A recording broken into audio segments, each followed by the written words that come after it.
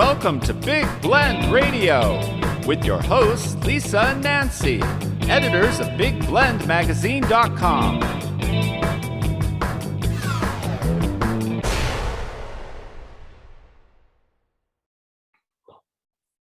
Hey everybody, welcome to Big Blend Radio's first Friday Toast to the Arts and Park Show with the National Parks Arts Foundation. We love our first Fridays because we get to chat with the artists who are artists in residence in national parks. And one of the major residencies that the National Parks Arts Foundation puts together is one at Hawai'i Volcanoes National Park.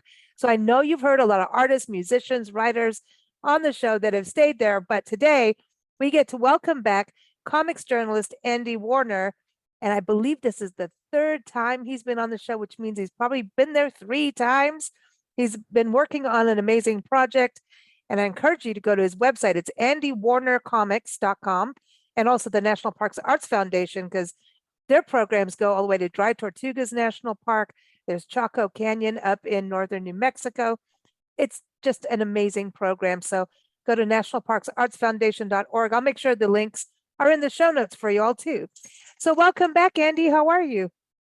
Thank you. I'm doing great. Just hanging out here at the residency house. I had a presentation at the park a couple of days ago, and so I'm just wrapping things up.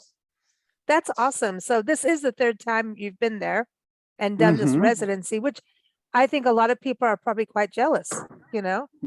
I'm just saying. The project just keeps expanding every time I come back.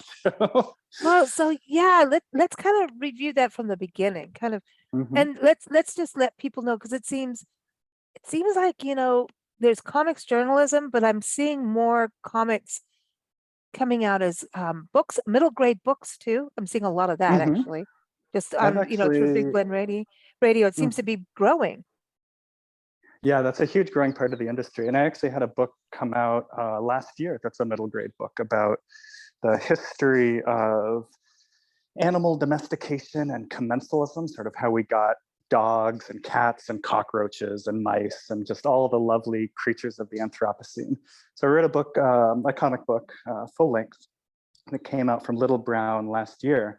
And I've got another one in that same space coming out next year about the same idea, but for plants. So yeah, that's a huge part of the industry, actually. But I work in both. I create both nonfiction comics for adults and also for younger readers. And it definitely requires a different kind of thought process to put those two things together. So as a journalist, I mean, because there's cartoons and there's comics, so it's a little different, right? But I mean, Sort of. you could go to town right now. I mean, I don't know, maybe the last 15 years have been pretty interesting. I mean, absolutely. Seriously. Yeah, there's more than how do you not want to? Yeah, I know. Like, how do you not want to work on that? But I think what you're doing in Hawaii is really incredible, because I think it's changed up since the first time you went there. Of, you know, there's a lot of has happened. You've had volcano eruptions even when you're there. Did you expect that? You know, I mean, you've just got all these stories. Yeah, it was actually amazing. Just a few days after we arrived back on the island, the volcano started erupting again. And we got to see it this time. The last 2 times, she was quiet, except for a little glow the second time. And this time, it pulled out all the stops. It was really amazing. But yeah, the scope has really, really changed. The first time I came out here, I was doing a sort of narrow story about the communities that were affected by the 2018 eruption, the last really, really cataclysmic one that took out hundreds of homes and displaced thousands of people. And over the course of the last 2 times I've come out here, I've really expanded that scope to talk about volcanic activity here on a generational level, and the way that the communities throughout all of recorded history have dealt with living on and around this enormous thing that kind of periodically destroys things, but also creates beautiful things. And that tension of how do people form their lives, how do they build communities, how do they react when those communities are lost, was something that really started to interest me. And talking to people here, the story just grew and grew. People are very friendly down here on the south part of the island. And so I just accumulated more and more stories. And then you start to see how the stories fit together. And it just becomes more and more fascinating to you. So this, yeah, because this is like 3 times now, which is, I don't know how many artists have been able to go to the same place 3 times through NPAF. Mhm, I don't know. mhm, yeah. I'm trying to think. I know artists have been able to have multiple residencies. Like I know Alice Lease has done well, that way. Mhm, I mhm. think she's done a lot of the parks now.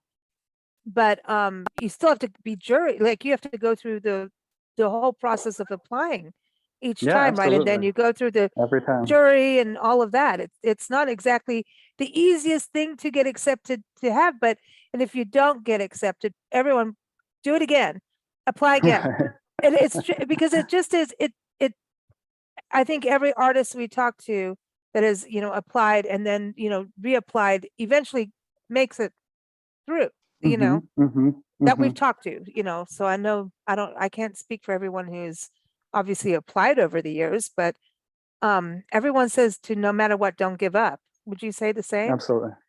Yeah, Yeah. absolutely. And also, really, I mean, the thing that's gotten me back here several times is, I mean, a genuine fascination with the place. I feel Yeah.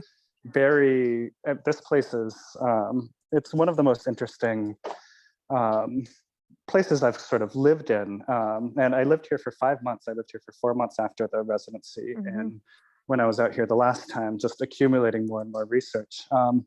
And being able to convey that like passion for the actual people and place that you're hoping to visit, I think that adds a little special sauce to it. Like, um, I'm not coming here to just draw under a palm tree. I'm coming here to draw about the people that live under the palm trees.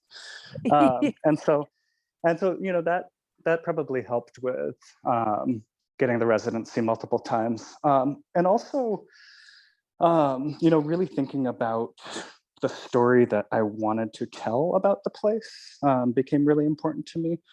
The communities here, the way that they react to these big traumatic events and stick together. And we're not just talking about volcanoes, we're talking about tsunamis and earthquakes. This is a very sort of geologically Hmm. active part of the world, but also disinvestment when the sugarcane industry left and things like that. Um, and all those things swirling around gave me the idea of looking at this place as sort of a little bit of a preview of what's to come for the rest of us. I'm from California, and there's those out of control wildfires there that swallow up towns periodically. And that didn't used to happen when I was a kid. Right. And I have kids, they're out here with me. They come to the residency too. By the way, if any artists are listening to this with families, this is an amazing family-friendly residency. There's space for your kids. It's a wonderful place for them, etc. But watching them around here and the other kids in the community, this feeling of Mm. being able to deal with generational cataclysm is something that we're all taking on now as Yeah. a world. And this place has lived it for 200 years. So that was what really I can't let go of. Well, I think So, also because you were there like during the pandemic, yes. and I mean, I know that's technically over with, but I still know people getting COVID. So like Absolutely. happens, but thank God it's not, Mhm. they're alive, and surviving. Yeah, that was one of the Um, first truly yeah, global events for everybody at the same time, right? We all yeah, but I was experienced thinking it. for Hawaii, they've gone through Hmm. these massive changes that are just, in regards to it's part of the way of life, right? Hmm. And then Absolutely. here comes climate change and their islands, and Hmm. islands are really they're yeah, and it's the island people that we talk The with front line. and do tourism, they are all working towards how like serious responsibility. Islands are always having to be extra protective because they're Hmm. a very closed system, right? We've Hmm. got to think about we're in the goldfish in the bowl, that little closed system. And for islands, it's always been serious, but now it's even more serious about what happens to islands. And then here comes a volcano. Then here comes a pandemic. And oh, let's have another volcano. Let's have climate change. So they're handling a lot of change all the time, which I think in a way also makes life a little simpler because you don't, I don't know, maybe because the way Nancy and I travel full time and have lived in different countries and you don't really get Mhm. to bring your stuff everywhere. Eventually Mhm. stuff gets, it's kind of a, you get rid of stuff. You don't you don't have as much baggage. So it's a Mhm. little bit of a simpler life. Would you kind of say that, obviously the baggage everyone has personal interior like stuff, right? And that's what Mhm. really Mhm. gets you through more than the physical baggage. So would you say that that's kind of where it's at too, is like you don't, I mean, homes are a big deal, period. Mhm. Um, Mhm. but you know Yeah, what I I mean mean, about the baggage. I'm not putting anything down absolutely. as lightly, you know. Yeah. I mean, one thing that's definitely true, sort of a lightness of your footprint that you find. But I guess even more than that, of what people kind of hold on to in terms of possessions, what interests me is the way that people hold on to each other in places Yeah, like this. Um, because that's then what I you mean. brought It's up real. islands. Yeah, Yeah, oh, it's very real. I mean, I grew up partly on an island in the U.S. Virgin Islands, and so this that's was a right. familiar experience to me. The way that communities, when there's a barrier of water all around you, you really do have to rely on one another. And that place, St. Croix, is subjected to hurricanes on a pretty regular Hmm. basis.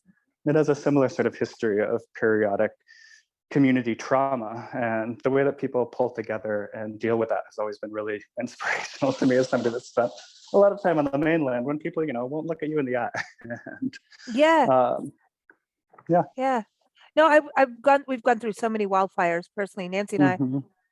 living in the mountains in San Diego, and um, I mean, we've been through a lot of those kind of, hurricanes, fires, all that kind of stuff. Hmm. And Hmm.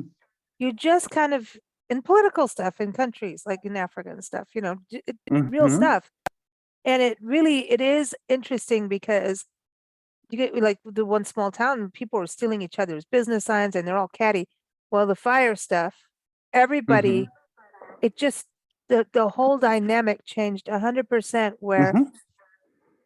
enemies were helping each other, and eventually that went away. But then once all the fire stuff calmed down, then everybody could look at each other and go, okay, let's go back to like attacking each other. But Yeah, you that's the knew that depressing deep part about down the it. attack wasn't as real as you would have thought. Like when we first moved there, I was like, oh my God, these people are really, no, they weren't. It's competitiveness. But when Hmm. it got down to the reality, they were going to save each other's kids, save each other, help each other. I Absolutely. saw people that were competitors when some friends did lose their house, and a lot of people lost their homes, and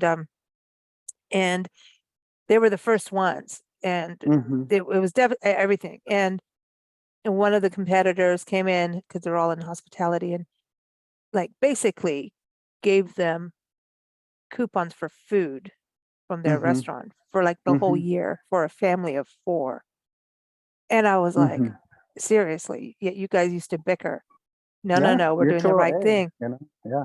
And then, I mean, it's pretty amazing when you see that happen. And there is something that ties into art. I know Tanya Ortega, founder of NPAF, the National Hmm. Parks Arts Foundation. We were talking about this on a show before about there's something about that with this give and take, right? Give and take, ebb and flow. Hmm. And Hmm. in art, there's art and then the art goes away. And that's kind of how it feels like with what's happening with volcanoes. It's like Hmm. it's like this, I can create it and I can destroy it, Mother Nature Hmm. says. So they're kind of Yeah. dealing with all of that. Well, Wow. it's the same. I mean, the thing that is one aspect where you just brought up creation and destruction that's really fascinating to me about this landscape and the way that people talk about it and deal with it is that you could really just interpret it through a lens of destruction if you wanted to, right? The volcanoes erupting, people are losing their houses, etc. But the very rocks of this beautiful island, the hot ponds, the beaches, all that stuff is also created by that same volcano that, some people are talking about lashing out. It really is this, and there will be an earthquake and the ground Mhm. will lower by 5 feet and that makes a beautiful beach. But that same earthquake triggered an eruption that, roars through a subdivision. And so there always Oh, is these two aspects at work where the same places that people love so deeply and have all these deep memories are being taken from them, well, new things are being created. I mean, it's never just sort of a march into the mouth of doom. Climate change, maybe, but volcanoes are a little more complex. Yeah. Yeah. But it makes you, you know, they always say, oh, this too shall pass, whether it's Mhm, happiness or sorrow that you're going through in life. mhm. Nothing ever stays the same. It just doesn't. So once you Exactly. Yeah, embrace that's kind of what I'm change, trying to get at. yeah, Exactly. once you embrace change, you're a stronger person for it, because you Hmm. have to understand that every day something is changing, every hour, every second, change is the Hmm. only constant. And so when Hmm. you're living in a place that is really changing all the time, I find that Hmm. pretty exciting, because it does remind you that to live in the present as well and appreciate Hmm. that present moment, no matter what it is. Yeah, absolutely. One funny thing about all the landscape changing all the time is the maps, right? So I Oh love drawing yeah. maps. One aspect of my being here is that I'll do research, I'll talk to people, I'll find these things that people talk about offhand, but that are really difficult to reach, and then go find them and mark them on my map and draw about them. And that'll be a big part of the project. But all these places are changing constantly. And I was talking to the park staff about this, and it's like a funny thing for them. I don't think there's another national park where almost every year they have to update all of their maps and all of their pamphlets and stuff, because some event happens somewhere in the park, and like there's a new cinder cone, or the lava lake is 300 feet higher than it used to be, or whatever. I mean, just the amount of sort of paper that they have to churn through to, update all their maps and stuff like that was mind-boggling to me when I found that out. And it's sort of Wow. this almost, it's like a Sisyphean thing where you're like trying to represent the world as it is, but the world is always changing. So you're really just representing that moment when you looked at Wow. Wow. I know it's really difficult. I mean, even just it. what we do, like I'll go put something together, and we've had magazines delayed, like, oh, no, this is closed because of a fire. Then Mm-hmm. you stop what you just wrote something, like, go Mm-hmm. walk through this beautiful meadow with trees and butterflies and la la la. And like, boom, no, it's gone. Mm-hmm. Okay, everything's closed. No, no, 2 minutes later. No, they're able to open this part up. Now this part's there. All Mm-hmm. right, now we're like, cue the classical music again. It's like Mm-hmm. this, it's always happening. It's happening in places with hurricanes and all of that. It's like you think you've got it. So it really is. And I think we've got to, it's like science. That's it. Mm-hmm. I think people are against science because they haven't embraced or quite understood that science is always constantly changing. It's not a scientist Right. Yeah. making stuff up. Every time Things we are get a never carved scientist in on, rock. Yeah. every time I get a scientist on the show, I'm like, can you explain this to everybody? Science is one experiment, and the experiment may not work the next day because something's changed. It just is. That's the way it Yeah, and that's is. kind of the point too. You want it to not work sometimes so that you're checking your assumptions and you're like, oh, I was heading off in the wrong direction. If you're always right in your experiments, then something's wrong.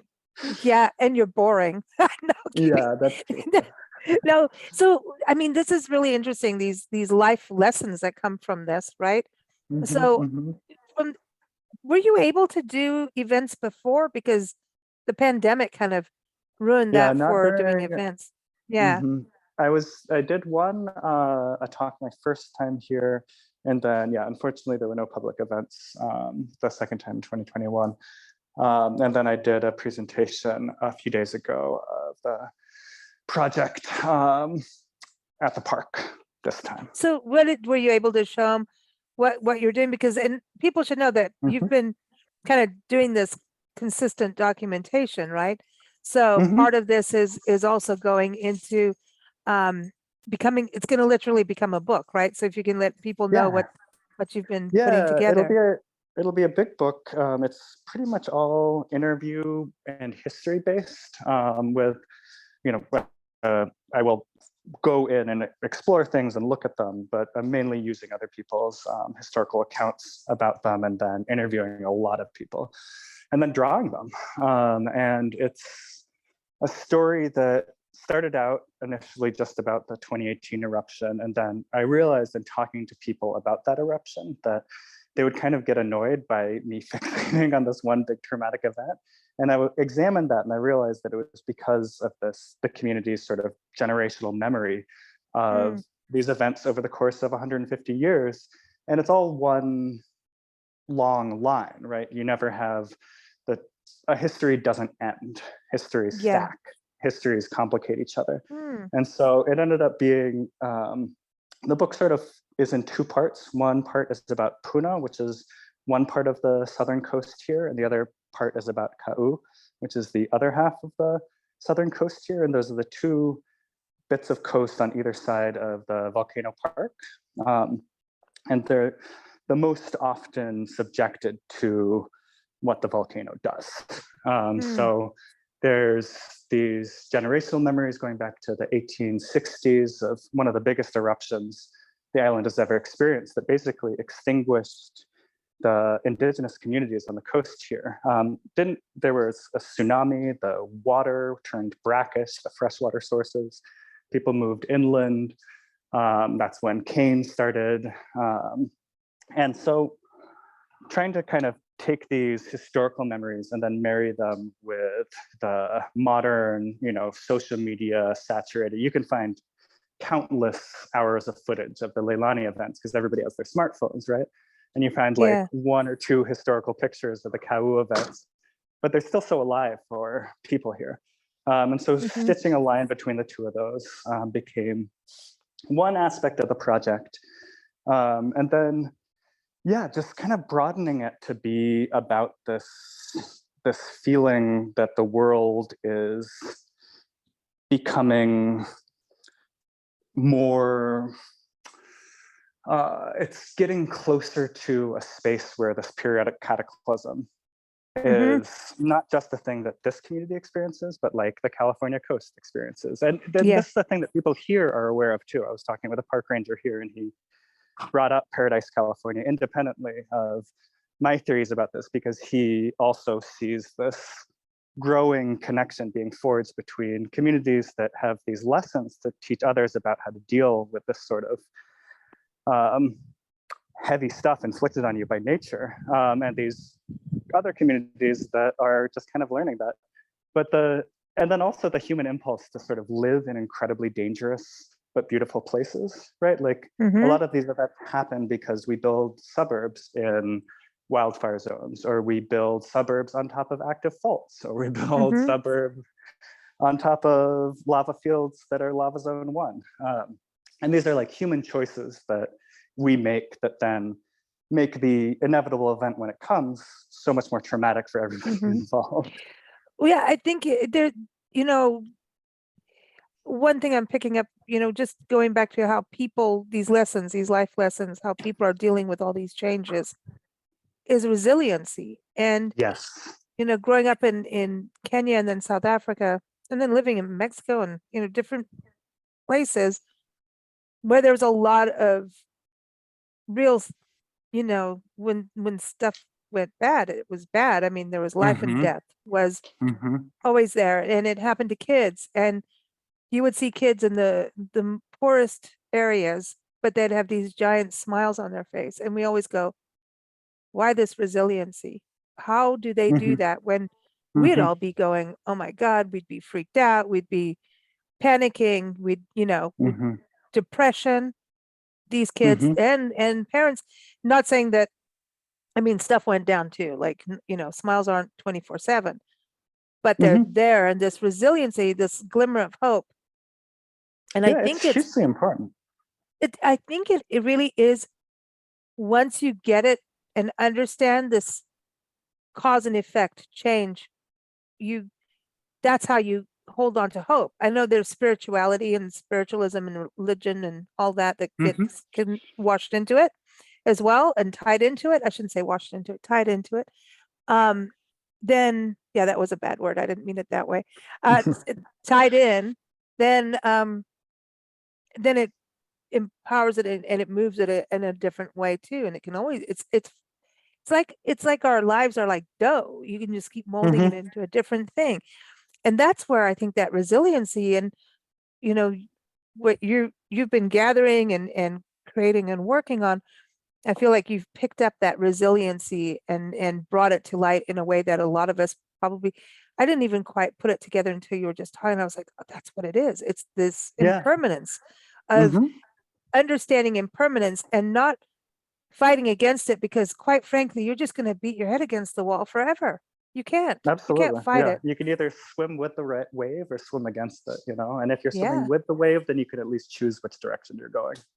that's right. And the other part of what I've heard from what you've been talking about is a respect for what Hmm. you're creating. It seems like you're feeling it, like, because you're writing about people's homelands, you're writing Hmm. about their natural environment and their stories. So there's like a deep respect of what you put out there, that you are um inspiring and telling a story and not hurting, you know? Well, it's a huge responsibility. Yeah, that's I yeah, that's what I would say. everything that I do is nonfiction. I'm a nonfiction cartoonist. So everything that I do is in some way a real historical story or sourced from my personal experience or from an interview or something like that.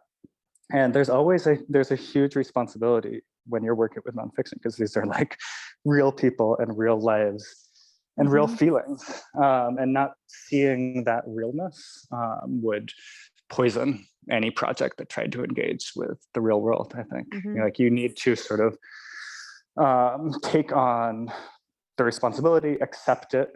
I mean, you're creating a narrative basically out of reality.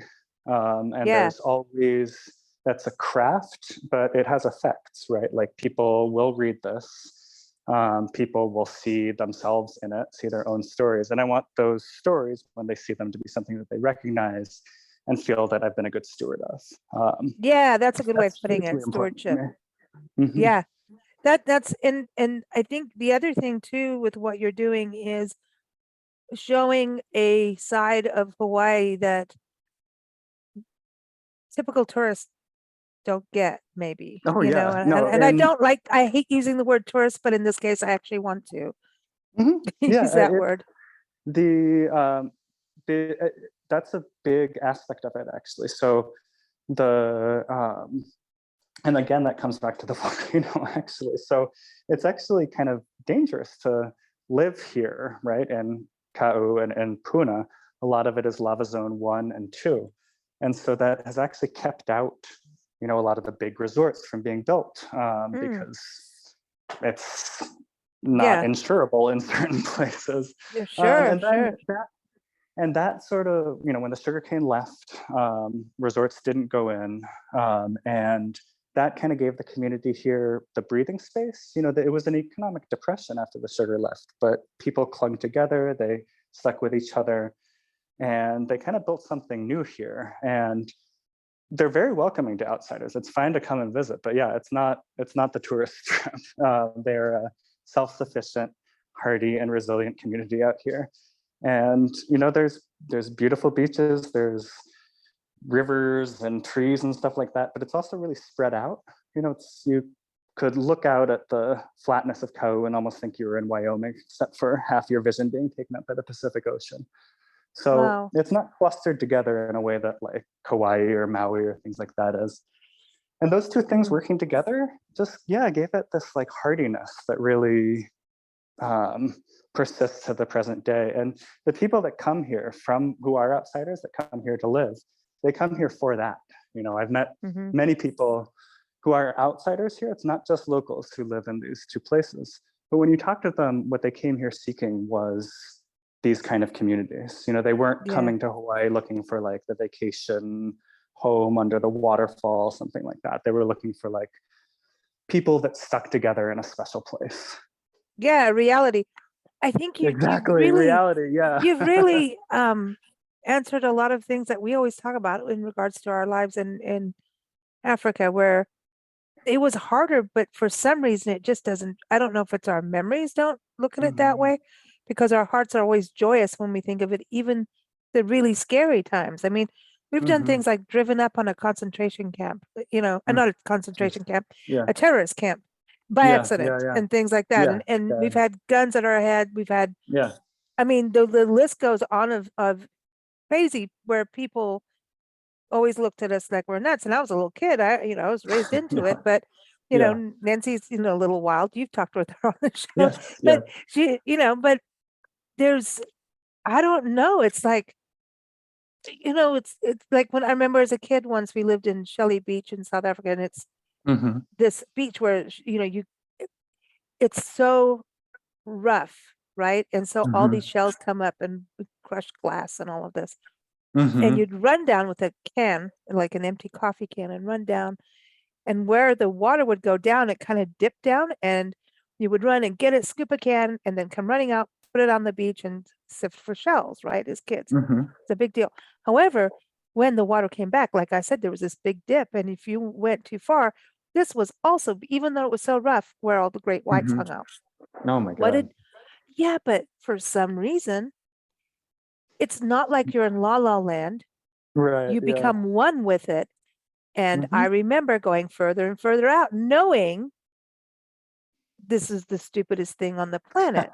I know that your kids, we do this stuff, right? We jump off roofs, Yeah, we did all that stuff. totally. But there was something about being one with it. And then later, as an older teenager, my friends were, got nailed surfing. I remember going out on boats and being surrounded, rubber dinghy surrounded by, hammerheads. And, this is dumb, but you Mm-hmm. become one with your environment.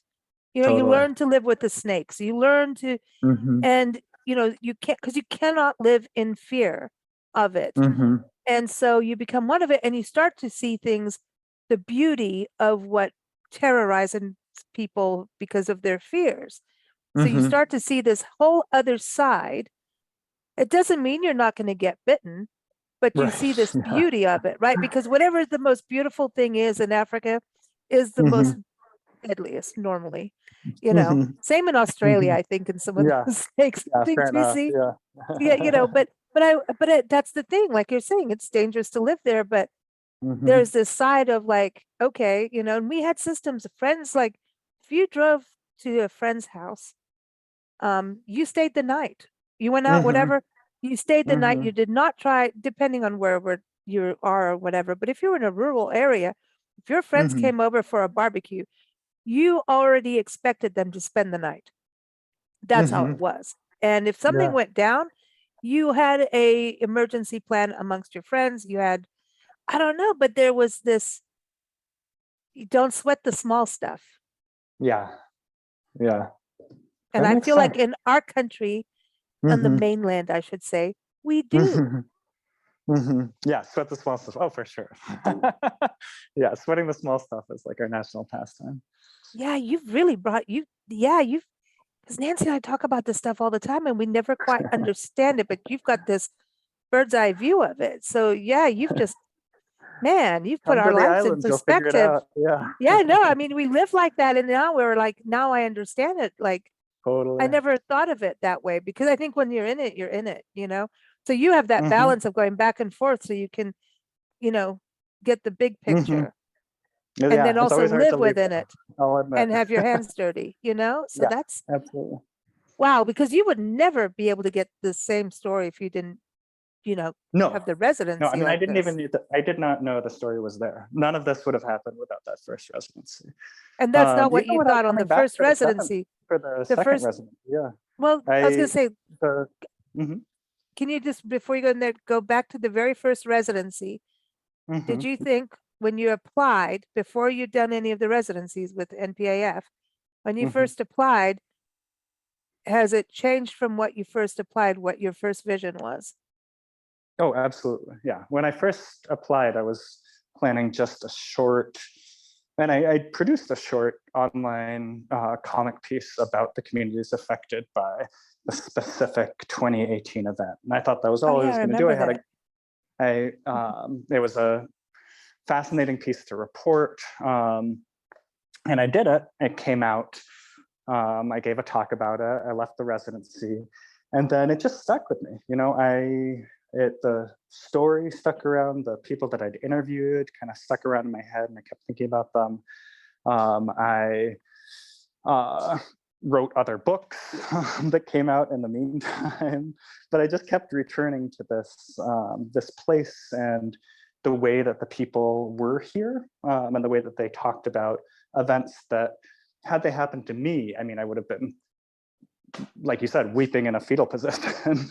And Yeah. they're just, talking about how there's Pele gives, Pele takes, and it was something that I was having that was fascinating to me. And when something is fascinating to me, it kind of haunts me. And so then I applied to come back and expand the story. That was kind of my pitch that time. And when I came back, I expected to stay for 1 month, and I ended up staying for 5 months and expanded So the story sad. and expanded the story and expanded the story. And so, when I originally came back the second time, I was expecting to maybe do like a little novella or something, maybe 30 or 40 pages. And I think it's about 160, 170 pages now. So it's swelled in scope and ambition a lot. Wow. So then you do the book and it goes to a publisher, or do you self-publish?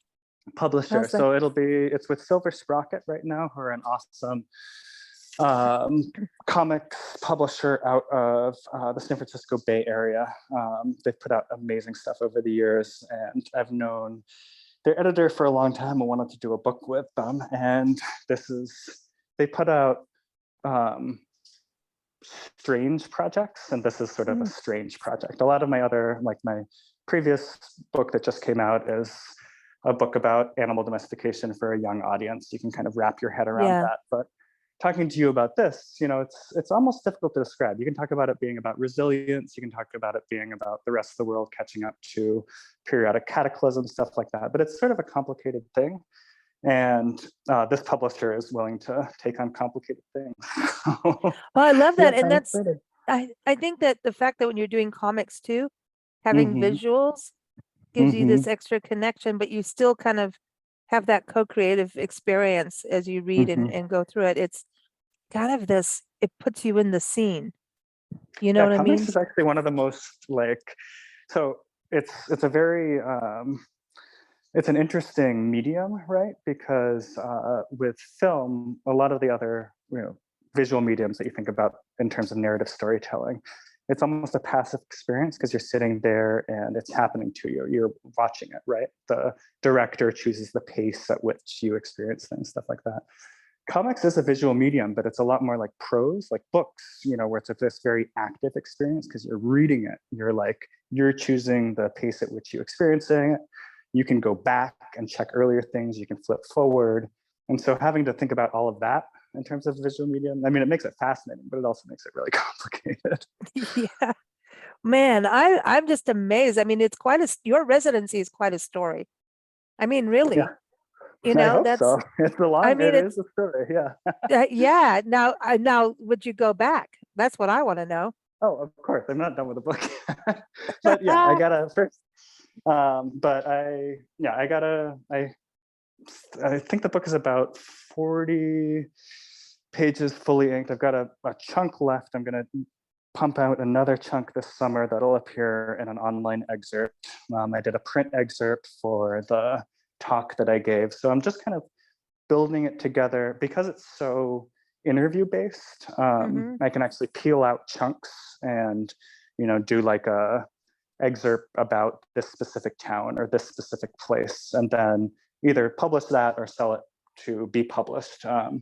And then by doing that, I've sort of built this larger book that will be it's not an anthology, like it has a very strong plot line through it, but because it's nonfiction, I can hack stuff off and then mold those into a, little narrative that works. That's a part of the bigger narrative that also works. It's really exciting. It is. Well, you've got to come back when it's all published and ready to roll out for the public. No doubt. You have got to. I mean, we've been on this journey with you, and we're not even anywhere close to the journey of what you've done. The only way we can do it is to have that book in our hands. We want the book. I know. I want it too. I know, right? It's like talk about birthing a but baby. It's really fun to draw, actually. No, it's hard. It takes a lot of time, but honestly, it's very fun to draw. And it's a lot of landscapes and interesting stuff to just I don't use physical tools. I draw digitally, so it's pixel pushing, but really Yeah. interesting stuff to push pixels around on. Yeah, that's doing the pixels part. And then that's really not sitting under a coconut tree with a Actually, cocktail. no, Well, I beg to maybe. differ. No, here's the thing. So when I first came out here in 2019, I had this dream that I could do outside drawing and stuff like that. And I ended up spending a lot of time in the residency house working away in front of my iPad, which was plugged into my computer because that was the only way I could get it to run. And in the time since then, an iPad mini has come out that is like the size of a little notebook, basically. And it works with the Apple Pencil, and it has like 8 hours of battery life. And I drew most of the current stuff from this, the current residency in the field. I would go out and draw things. And even if I wasn't drawing what was in front of me, I was drawing a story about that place. And it's kind of easy when you're in that place. It makes you consider other things, find a little visual thing to map in, stuff like that. Wow. Yeah, so Technology is digital art pretty has totally amazing. come, in just like the 4 years that I've been wrestling with this project. Suddenly Wow. I can, go draw in the field. Yeah, digitally, it's awesome. Oh my gosh. It's got to be so different than sketching though, Yeah, oh, because totally. the texture. That's A little more paranoia about dropping your iPad in a tide pool, but I yeah, have yet to do yeah. that. I think just about I don't care what I've done for protection for phones. Every single phone has ended up smashed somewhere. I don't know. I'm Shattered not or in a very, watery grave. Yeah. down a toilet, all, I mean, Mhm. it's in parking lots. Yeah, Yep, down a absolutely. cliff, Yeah. I'm that way with hats and sunglasses. I have oh yeah, like no. 15 of I'm the not same a, kind of hat and 15 of the yeah, same kind of sunglasses, and I just lose I them. have the Walmart $10 special sunglasses because Yes. yep, they no, nothing. I don't know, being on the road full time, get over it. It's like it's back to that again, right? It's hmm impermanence. It just hmm that's it. We're back to that again. This is so fascinating. Wow, what an experience, Andy. It's super cool. I want people to follow your journey. You're still hmm doing things on Twitter, right? Yeah, I tried to quit it and then they dragged me back. Yeah, I know, right? It's like, I mean, you just have to kind of be on social media to be like a professional artist these days. it's Just to so let people crazy. know when stuff comes out and when I'm doing things and stuff like that. Yeah. But Are you yeah, I gonna like do. do a comic on like all these social media titans, duking it out in the ring? Maybe. I actually, a few years ago, I almost did a book about the history of social networks. But then I Oh, realized, and I sold it to a publisher, but then I realized that by the time it came out, the history would change. So I was like, this project is dumb. And that actually then became the animals book instead. It oh, was but easier to come write on. about animals than it was about Facebook. Oh, they're more fun. I know, because I Oh, think for sure, more. Zuckerberg does wrestle. I think he is a wrestler. Yes. I think Yeah. it He does does do that. he like wakeboards and wrestles and Yeah, fires arrows I and throws find it axes and very things. hard to believe, but He's it's trying true. to, yeah, I it just he's trying doesn't a little hard. no, he just he looks more like the guy from MySpace than he does. Do you know what I mean? He Oh, look totally. Yeah, yeah, yeah. what was his But name? that's Tom? Was it's it Tom or interesting. Ted? What was his name Yes, from Tom from MySpace? MySpace. Tom from Yeah, MySpace. That's yeah. Everybody so was friends with him. yeah. Zuckerberg might appear in my book actually because and there's an aspect to the life out here that where people buy up these enormous tracts of Hawaiian Hmm. lands because of the way they were historically apportioned. They're kind of available to buy on this scale that is Mm. wild. So Larry Ellison owns 99% of the island of Lanai. Mark Zuckerberg owns a really significant chunk of Kauai. And Oh, it's an interesting thing. It's something that is lacking in this part of Hawaii, again, because of kind of the the danger danger. of living here. Yeah, yeah, yeah. But you see it up in the north, Benioff there and things like that. Yeah, I've heard that. I've heard that, even, it happens in this country too, in areas where, the Airbnb thing, people started buying second and third homes and actually moved out the hospitality crews that clean the homes in certain areas, Yeah, in small that's true. towns. And it's like, okay, now here's all these, vacation rentals, and now the property values have gone, sky high, and there's no actual housing for people that will clean and do maintenance and do gardening. And so now, like, what have you done to the school system? So it's kind of this interesting balance where some of the Airbnb thing makes sense, but there's like, we've kind of, it's a little wonky right now.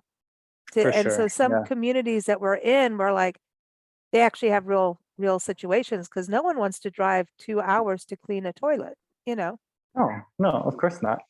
It's No, I absurd. don't want to, do anything for the toilet, but sometimes you Yeah. got to do what you got to do, right? Yeah. So it's True. an interesting balance, and I think Yeah. I think it, I know, like you're saying about, history, how it stacks up, and stacks on top of each other. It's why there's always a thread, right? It's all connected. I think the next 10, 15 years, while going through climate change and everything, we're going through huge shifts of communication, how people communicate. There's all kinds of laws, obviously, what's going on, but I feel like we're almost volcanic right now, the Oh, yeah. No, world. the next 15 years are going to be a wild ride. Mark my words. It is, that's what I'm saying. It's volcanic. So I think, so I Yeah. want to say your book is timely, even Yeah. though it's ancient. Right. know what But I mean? yeah, I mean, that's why I'm writing it, though, is that you have this Cassandra-like feeling where you're like, oh my God, I got to do something. Yeah.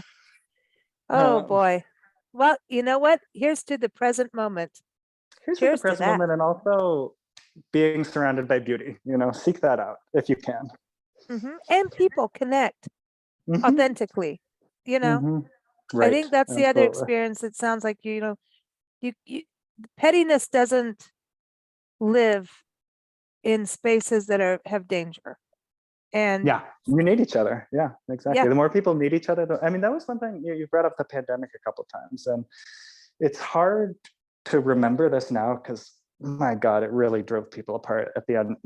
It poisoned the water. But in those first few weeks, I remember thinking, holy, like this is basically about as close to the end of the world as we're getting for a while, and people are sticking together. Like, people are calling each other, they're figuring out new ways to stay in touch with each other. Like, everybody driveway just kind of like, parties. Yeah, exactly, like all the stuff for the kids. Like, it was actually like, eventually, pretty. time wore on and people got tired of it and turned against each other and started squabbling. But like, you consume so much post-apocalyptic fiction where like something bad happens and everybody turns on each other. And that's Yeah. the time And of I the become a wolf zombie. and man against man. Yeah, exactly. Zombie movies. I hate zombie movies for that reason. It's like this zombie movies come from this paranoia that like it's just you against the world. And it's not. It's like you and everyone together. Like, that's all there is. Yeah. The pandemic was interesting because immediately people fought over toilet paper and rice and pasta. Yes. And then it was like, who's got what in the house? And oh yeah, you got no pasta sauce for that pasta. How long are you going to go without it? Huh? I got the pasta sauce. You want the pasta sauce? Well, I can make Exactly. soup out of mine. No, it just, everybody had to kind of sort it out. And I think it was when everybody thought it was just a couple weeks, and then, oh my God, what do you mean more than a month? It was Yeah, crazy. that was, yeah. Yeah. That was I when it nerves just, started fraying. But just at the beginning, it was like such a sudden, big, traumatic event. I remember not sleeping, looking at my phone, watching the numbers from New York rise and rise. And yeah. people were there for each other, in this way that the end of the world narrative tells you they won't be. Well, when we were sheltered in 29 Palms during the pandemic, we were supposed to see our friend for 3 weeks and go to Palm Springs, do Joshua Tree and Big Bear, and then head on our tour, keep going. Well, we were there for 3 months, and because it really wasn't safe at that point, really. Yeah. And then it was time, and I mean, we're still friends. Believe it or not, we're still friends. But we went walking. We started picking up litter. We did. I mean, we did all these things, and then we started doing radio shows daily. Now we're more than daily, but it was a way for, and groups of people. We just had parties, and we got more listeners now, thanks to that part of it. But we could hear people that weren't able to see their family, their elders, if all kinds of people that were really separated that needed to be like to see their elders on their when they're passing away, all that kind of stuff. Yeah. And so you could hear people, the lack of not being able to hug, that connectivity. And so through this, we had happy hour shows, we had champagne Sunday. I mean, yeah, people did a lot of There drinking was on a our shows. line. Yeah. It was go listen to those archives. But you could hear people make friends, connect, and it was like this, yes, we can move forward. Yes, we can laugh. We can find joy. We can, Right. think about things. And some of our tourism partners are like, we don't have events. We can't promote things. We can't come on a show. And I'm like, are you kidding me? You have more than events in your town. Your town has stories. I can tell them, there's stories. And eventually everybody started to think of a different way of their communities, like public art. I also was telling people, you can go out with your kids and look at public art and stay away from people. You can stay 6 feet away. Yeah. You can do those kind of things. And eventually it opened, but now everybody's back on the highways. The highways are under construction and I'd like everybody to go home so we could go back to on the road like we were during the pandemic when it was nice and quiet. It was Nancy and I and the truckers. Okay. But just saying, but yeah. And I think people also got to know our parks, which was also another thing.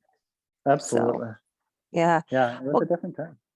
Good stuff, Andy. I'm excited.